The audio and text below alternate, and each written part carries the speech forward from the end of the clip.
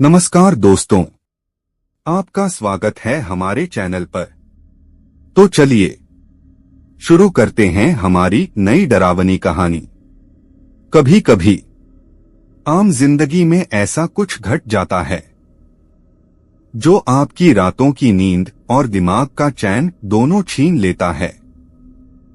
ये कहानी है 2015 की एक डरावनी रात की, जब मेरे पापा के सबसे अच्छे दोस्त की बीवी पर एक औरत की आत्मा का साया चढ़ गया था। उस दिन सब कुछ नॉर्मल था। मैं स्कूल से आया और शाम को डोट अपने भाई के दोस्त की बर्थडे पार्टी में गया। सबने मिलकर पार्टी में भर पेट खाना खाया और हंसी मजाक किया।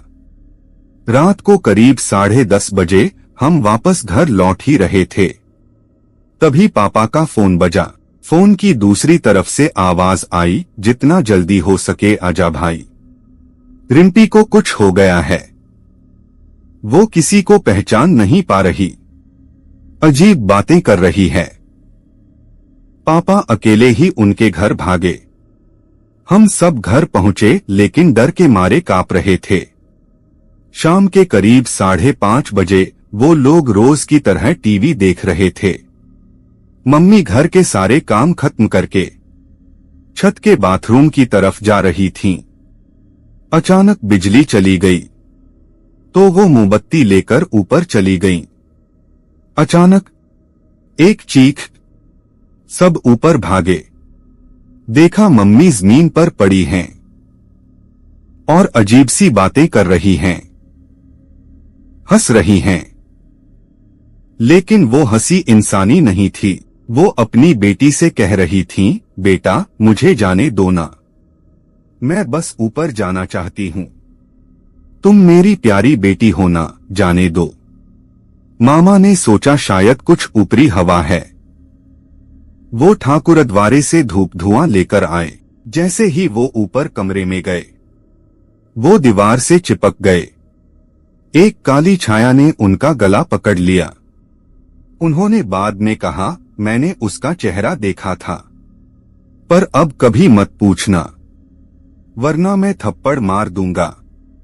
जब सब नीचे आए, रिम्पी आंटी जोर जोर से हंस रही थीं। बाबा को देखकर बोली, ये कुत्ते का बच्चा कौन है? तुम सब सोचते हो भगवान का नाम लोगे और मैं चली जाऊंगी? उनके बच्चे, उनका पति, कोई उन्हें पहचान नहीं पा रहा था, क्योंकि वो अब वो नहीं रहीं। 11:30 बजे रात में एक बाबा को बुलाया गया। नाम था मोना, पतला दुबला इंसान। मोना बाबा ने पास जाकर पूछा, तू कौन है, क्या चाहती है?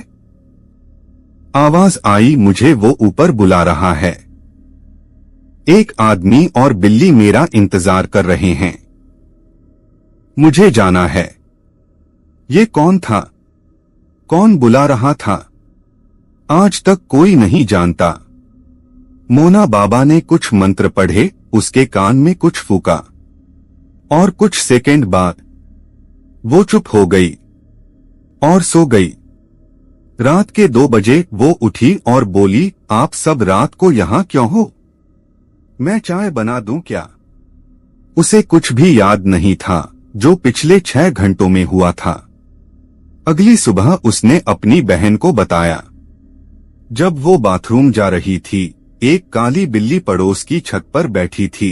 वो बिल्ली बड़ी होती जा रही थी, उसका साया भी बढ़ता जा रहा था, और जब उसने उस साए पर कदम रखा, उसी वक्त उसका दिमाग ब्लैंक हो गया।